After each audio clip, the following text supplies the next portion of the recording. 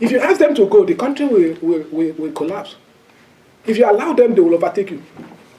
It's such dilemma. I don't know how to put it. It's just like a tsetse fly that catches you on a scorpion. If you hit it, you wound yourself. If you allow it, you are in pain. So, the Igbos in Nigeria, and that was why there's a famous political scientist in Nigeria. His name is Professor Billy Dudley, in the University of Ibadan. He propounded that Nigeria had an Igbo problem. Nigeria has an Igbo problem. What is the meaning of this? If you ask the Igbos to go, that is the end of Nigeria. And they actually wanted to go. Okay, if you want them to stay, okay, let us compete on a favorable environment. They will overtake you. And that was why, again, there was another man who actually tried to answer him. Susanna knows her very well. And his name is Chinua Achebe. He said, yes, all the other ethnic groups in Nigeria, many of them, they can only unite in Nigeria on one thing. Everybody hate the Igbo. Because they assume that Igbos are too, just like the same Jewish stuff. If you allow them a lot of propaganda, if you allow an Igbo will just, if you give him one step, he take two. But it doesn't, just because Igbo people are so enterprising, they are the people that will leave their own home and go to another person's home and buy land and build a property and do everything. And, they're all over the country. They're all over the country. So, Nigeria don't always feel very comfortable when it comes to the issue of the Igbo. So, the coup now assumed an Igbo coup, and there has to be a counter coup. It actually, before they staged the counter coup, another coup. It actually started from riot. There was a massive riot all over the country. From the north, it started from the north.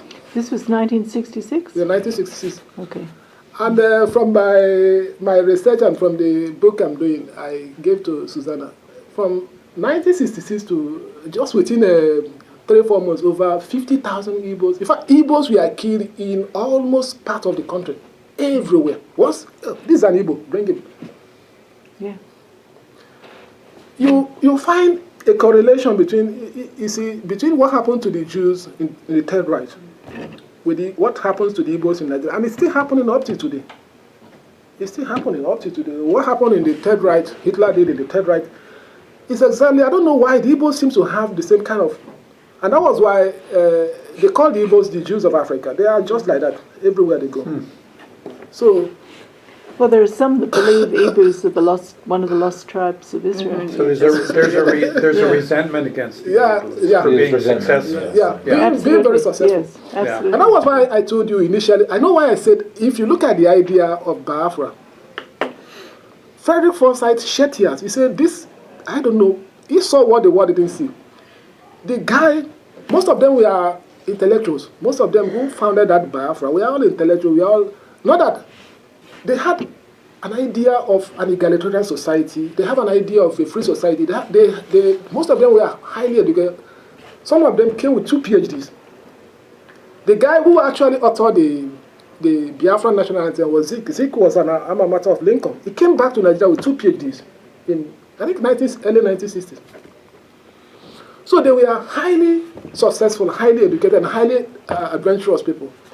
So when the coup now became an Igbo coup, there has to be a revenge. And they started with the rioting against Igbo. Everywhere Igbo, this is an Igbo, they will bring him, and then they were being killed, including in Lagos. And then if you read Achebe again, you will see what he said. He was also nearly killed, and then he ran away. And then, while they were killing the Igbo, there were another coup. They staged another coup. The military from the north staged another coup. They call it a counter coup. And then the president or the head of state, who was an Igbo, was killed. He was killed, and when he was killed, thousands of other people they were killing people everywhere. Once he's an Igbo, he must be killed. Everywhere, all over the country. So now, people were now running back to their own homeland. That was how they ran back. When they ran back, the military governor then was named Ojukwu. He didn't want to secede. He didn't want Nigeria to divide. He called them, and then there were several attempts to make meetings to bring Nigeria together. He said, you guys should go back. Let's have one country and whatever, all those stuff. And they went back to to the north. And when they went back to the north, the worst actually happened.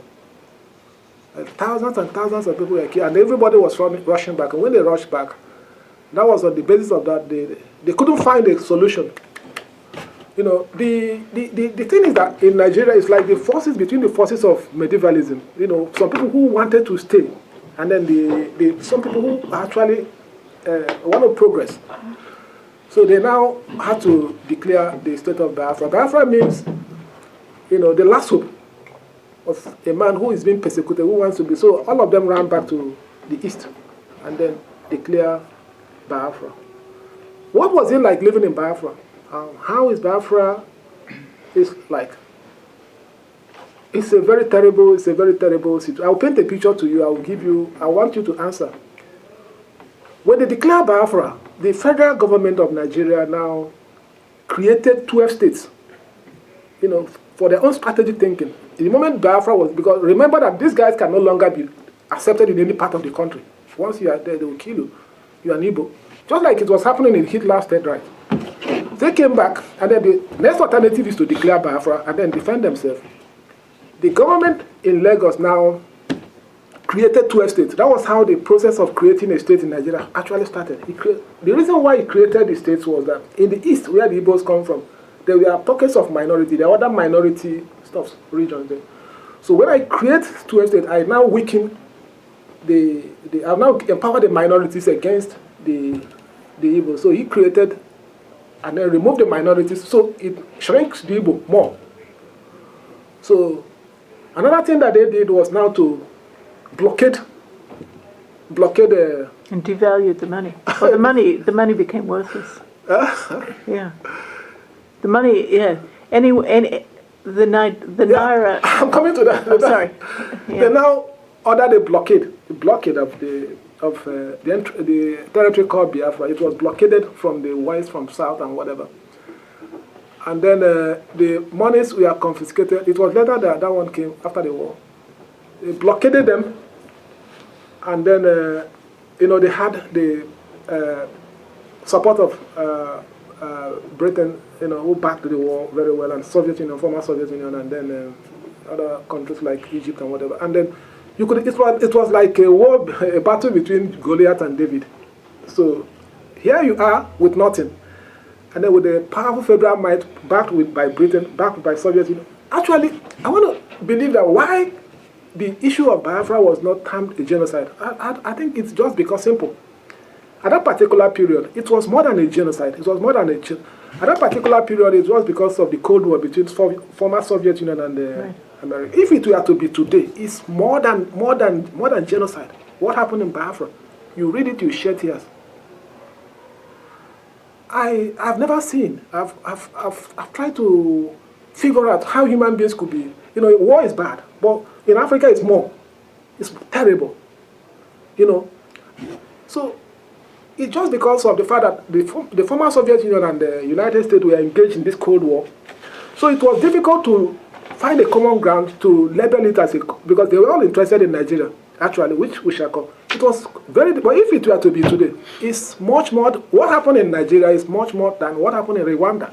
What happened in Rwanda was just a slide to what happened in Nigeria. It was so terrible.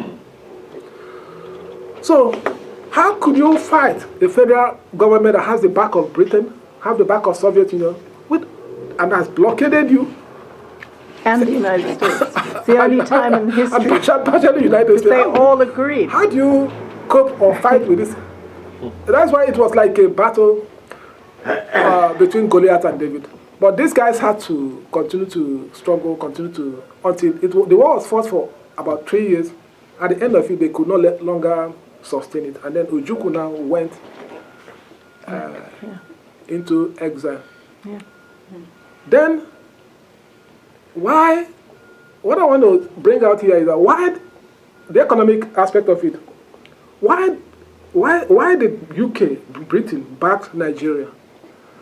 Yeah. Essentially just because in Nigeria, that's another question of the war. In Nigeria at that particular time, there were oil, and oil was in the eastern region. Yeah. So the British interest was more of economy. It was more of the oil that decided, just like what Karl Marx says, it's economic condition that determines the way a man thinks, economic determinism. So British interest in the affair of the war was actually in terms of the economic interest. I mean, the economic is the oil. They were actually looking at the issue of the moral. Because in terms of the issue of the moral, in terms of justice, it was a genocide, pure genocide. It was horrendous. It was so bad. But they were looking at the Nigeria as their own estate. What it portends in terms of the oil, because the oil, Nigeria is one of the 6 largest oil producing countries. And Biafra couldn't be easily amenable to their way. So Nigeria staying as a United Nation could, as a one country could be very good for their own foreign policy or whatever, so as to continue the economic interest they have in Nigeria. So because of that, British government was so vehemently on the side of Nigeria, and then they were not actually looking at. But remember what I said. If someone like Steve Jobs could be able to renounce Christianity because of what he saw in Biafra, there were a lot of people in the world who, even in the United States, who were raising their voice against the atrocities committed in Biafra. It was such that it has never been seen in anywhere. Then at the end of the war, nothing has been done. The marginalization continued, everything continued. Everything is on the paper. So, as I'm talking to you today, Nigeria is in a very big crisis, because I don't know if you have ever heard about Boko Haram. Yeah. Right, sure. Yeah. If you dare get to Nigeria, get every day. In fact, before I came out of Nigeria, they've killed thousands of people. They're in the news again today. Every day.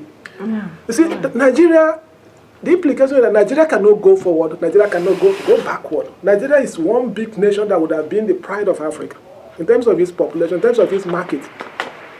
But the country cannot go forward because it's very difficult for them to have a sincere leader who could be able to address a statement, just like you mentioned, a complete statement who could grow beyond sentiment and ethnic and tribal sentiment and then be a savior of the nation.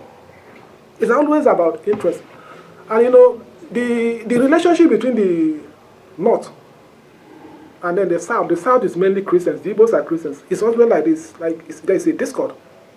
The North always favor Islamic stuff, they are always, in terms of favoring some. So it's always very difficult to arrive at, so they somehow believe, it doesn't work. I believe personally that it is better, you are safer if you are in Nigeria to go to as far country as Ghana to build a house than to go to the North and build. You are not safe. But in the same country, if you move away from Nigeria and go to Ghana and build a house, it's more safer for you to sleep than to build a house in the same country in the North.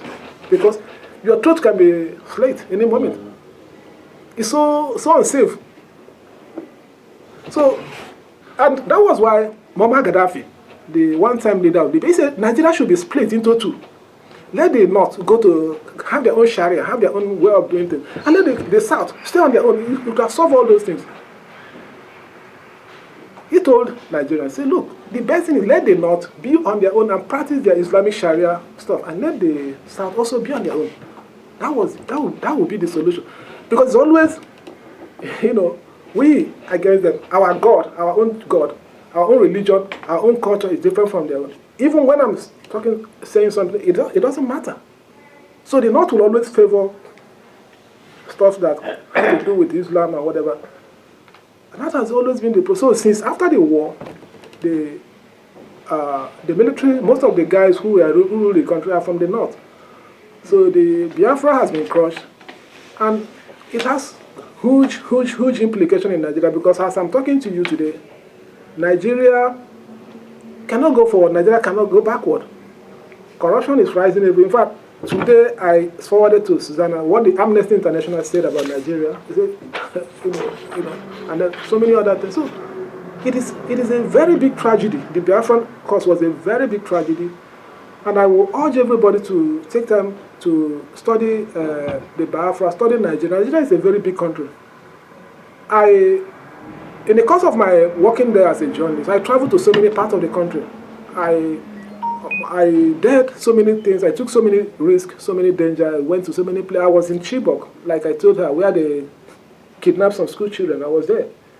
I'm always moving because I was doing some critic work for a lot of papers. I was always moving, editors sending me here and there, going to here and there. Sometimes I'm always there. We are fighting. So I took a lot of risk and I saw a lot of things. I also interviewed so many guys, so many actors in the war. And it is a tragedy, a very big tragedy. I'm not saying that Biafra is the best, or could have been the best nation in the world. But the point I'm making is that in Biafra, Nigeria lost a very good opportunity. And the world lost a good opportunity to... Biafra could have been like... It could have been a hope for the West in Africa. Because the values, the ideas, is... the value of Biafra and the idea of those guys could have been so amenable to the West. If you go to Nigeria, what they call the Igbos are the Jews. They refer to them as the Jews of Africa because the way they live their life, their idea, they will also tell you. So it is a very big tragedy that the war of, and as I'm talking to you, there's nothing is happening in Nigeria. Nothing. I travel all over. I interview a lot of. I witnessed everything. I saw what has happened. The country cannot move forward. The country cannot move backward. Just because of the fact that the leadership, there's no leadership. There's vacuum in leadership. It's all about ethnicity. It's about tribalism. It's all about sectional interest. There's no national leader. There's no. It's a tragedy. So, I would wish, some people have written, and then let me say this, most of the books that have won an award, Susanna know what I'm saying, are all books from Biafra, they're books that talk about Biafra. In the last 20, 30 years, all the books that have won an award in Nigeria are all books that talk about Biafra. The issue of Biafra is so important, so emotional, that it is there in the heart of the Igbos. If there have been an attempt to, revive Biafra, and each of the attempts, the government will crush it. Each of the attempts, the government will crush it down. So it's a. But is that what's happening now? Yeah, it's happening now. Actually, there has been 2 or 3 attempts by some new movements to resurrect Biafra. And each of them was, the last one was crushed. The last one, oh my goodness, thank you. Amnesty International reported it. Over 150 people were killed by the security agencies while they were just protesting, we need Biafra, we need this and that. And then the soldiers went to that place and leveled them. It has always been there. It has always been an issue. And what the authorities, Nigerian authorities would have done is to be able to engage this issue, try to, because you cannot win all the time by force, by power of arm. You can just engage in discussion, dialogue, and whatever. After all, every country has a war, one war or the other. The United States fought a civil war, but at the end of it, everybody will still come to the table. How do we dialogue? How do we do this? How do we get this? But in the part of the Nigerian government, and then that is the unfortunate thing in Africa, it doesn't matter. If you're a winner, you're a winner. The other guy is a loser. It doesn't matter. What always struck me is, first of all, the president of Nigeria was trained in Philadelphia at Lincoln University. Yeah. The first president of Nigeria. No, Nkrumah's Ghana. Ghana. Yeah. Okay. Yeah. Right. That's a point you made. Nkrumah, the guy who inspired Nkrumah was an Igbo guy. It was Zik. It was Zik. Zik came to the United States. That's right. They both trained together. It was Zik that University. Zik. Yeah. Zik came here and then got everything. He came back to Africa. He had a philosophy because he was inspired by Marcus Garvey. He wanted a Pan-Africanism. He was a Pan-Africanist. He wanted an Africa of black brotherhood, where everybody, he doesn't believe you are an Igbo. In fact, as of today, Zik doesn't have anything in Lagos, in Nigeria. The Igbos always look at him as a loser because he was idea promoting one Nigeria. He doesn't want to have sectional interest and from the north. He wanted that Marcus Garvey view, black brotherhood, let us come down, let us build a Pan-African kind of country. So he came down from Lincoln and built, but it was Zeke actually who inspired Nkrumah. It was Zeke who inspired Nkrumah, Yeah. like you said. Yeah. So when he came up, today, you know, he is nobody. And when people look at him, they don't like it. No, Juku came out of Oxford. He was trained in England. Yeah. He spoke very precise English. Now, one thing he was doing when he was trying to stop the war starting, when the Igbos were being slaughtered in the north, he was trying to get Nigeria to stop what they were doing and have a constitutional convention. And to this day, it's never happened. It's never happened. Ojukwu, what happened was that after the first wave of the slaughter of the Igbos in the north, it was horrible, and then many of them were running, and they were not slaughtered only in all over the country, even in the east, in the eastern region, because the federal government have sold an enmity. So the Igbos were being slaughtered, and everybody was rushing back to home. So when they got back to home, Ojukwu still believed in Nigeria. He still believed that there could be peace. He now asked them to go back to the north, that they should return back to where they come from, that there could be peace. And then Gowon, the guy who actually has become the head of state of Nigeria, assured that nothing will happen to the Igbos, and everybody believed him. And the Igbos went back to the north, and when they went back to the north, it was when the worst happened. Yeah. This time around, it was more. Yeah. And then they now came back with, in fact, in one of their accounts, a metro was loaded with the bodies of dead people, and they shipped it back to the Igbo. It was at that particular period when Ojukwu now realized there's no hope. In fact, Biafra simply means the last sort you can get to. Like I told you guys, do your researches very well. Go online, do your. The Igbos are always they are more federalist in Nigeria. They are the people who fought for the Nigeria more than other ethnic groups. They are the more federal. They are the ones who actually promote one Nigeria.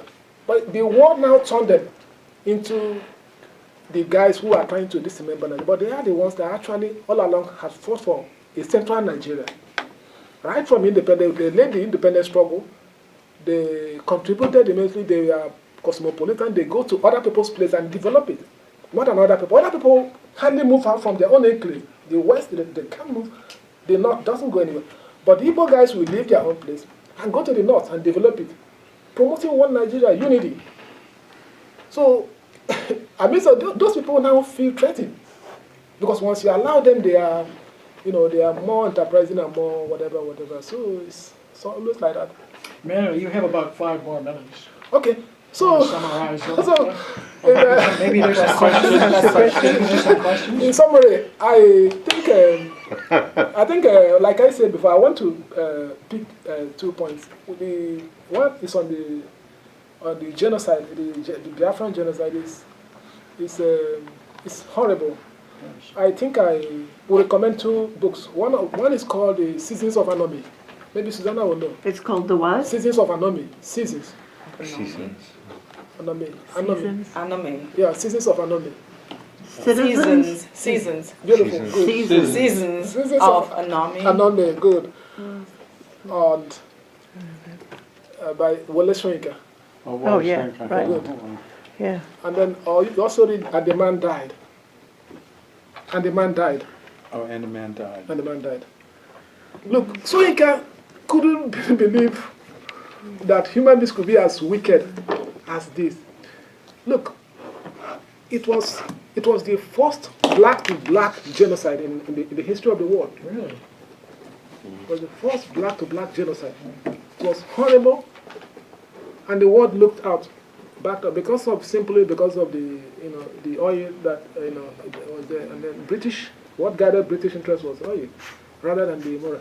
And then it's a big problem in the fact that Nigeria is if you have ever traveled to Nigeria should have been the pride of Africa, should have been the hope of a black man, should have been in terms of its population and the market and the human resources, should have been the hope of the black. The of course, call it the giant of Africa. But as I'm talking to you, if you go to Nigeria, because things are not done on merit. You know, it has not evolved that. It lost that opportunity because it allows sectionalism, it allows tribalism, it allows to take over the place of merit. You know, somebody who could do something. The Igbos are not tribal as such. They are very cosmopolitan. They are moving. They are urban. They are always upbeat, moving. But these other groups, they believe that once you allow an Igbo man to come into your own place, once you allow Igbo people to come, gradually they overtake. Just like the Jews, they claim that the same anti-Semitism, the same way is seen the same way is seen against Igbos in Nigeria. They are too enterprising. They are too domineering. But the Igbos will like you to give them an opportunity. They will not. They will develop your place for you. So the other ethnic groups, they are always suspicious of an Igbo kind of person. It's a very big problem because I myself, I wouldn't have liked to be in United States. I would have liked to be in Nigeria. Nigeria is a very nice country, but now, if you get to Nigeria, you see what is happening. There is atrocities. People are being slaughtered. People are being killed every day because of the failure of leadership. So you can't visit? You don't go back to visit? I will go someday, but not for now because now it's not. I'm not on a good. It's too dangerous. Yeah, for me with the government because the government in power now, I'm not in a good relationship with them. And that's why I'm here in the United States, because I did some... They actually are aware I'm in the United States, so I'm not in it because I'm not happy with what is happening. I had to leave the country. And then quite a lot of other people have also left the country. Are journalists particularly... Are there a lot of journalists at the moment are under a great deal of... That's a dangerous profession, being a journalist. Oh, I know, It's such a very... I took a lot of risk. And I will not be able to disclose it here. I took a lot of risks because I went into journalism I took a lot of risk, and I've seen a lot of people, and I've met a lot of, and I'm telling you that horrible things are happening. And then we are fortunate to be in the United States and then enjoying the good government. Horrible things are happening in Africa. Are you still writing? I do every day. Are you still writing? Yeah, I do. Where do you publish? I'll be sending you articles if you like. I do send to see. Yes, I'm publishing them. I'm sending you articles. There's a question here. There's a question. The lady in the corner. Where did Boko Haram come from? Okay. And also, do you know anything about MEND? Yeah, that's good. Let's start it from Boko Haram. You know, the Boko Haram, the northern part of Nigeria, they are 90.9% Muslim. You know, core north, they are Muslim. And then, for a long time, the issue, it's just like you have most of the Islamic countries, it's always very insecure. You know, so in the last 10 years, I think it was in 2012 or so that the issue of Boko Haram came up. It was just political. Most of the guys who were being funded by politicians in the government. So they trained those people. I actually started to use them in the politics. You know, the Boko Haram guys were actually started by politicians who actually trained them, you know, to use them for promote some kind of Sharia, some kind of Islamic jihadism, you know, against protect their own interests. But it actually grew. You know, there's a way you start something, just like the Hamas and whatever. When you start something, at the time you cannot control it again. So it became so bigger than them. And then it grew beyond their containment. And then at a particular time, they were pursuing a kind of jihadist idea. If you are not from that region, if you are against their own interest, you will be marked out for elimination. And then eventually they now wanted to carve out a particular part of the north and then proclaim it as a caliphate. You know the implications. So they were now bigger than the government. They became an issue. They wanted an Islamic caliphate of a character. And then they started killing people. And once you are targeted, you'll be killed. And they are killing people every day in Nigeria. And at a particular time, Nigeria had a president who was a Christian. The one behind it, before this one, his name is Goodluck Jonathan. And when Jonathan became president of Nigeria, the Boko Haram issue went up because they don't like anybody who is not a Muslim or not from the north to be a Christian. So when Jonathan became a president of Nigeria, the Boko Haram issue just skyrocketed. So they were trying to do everything.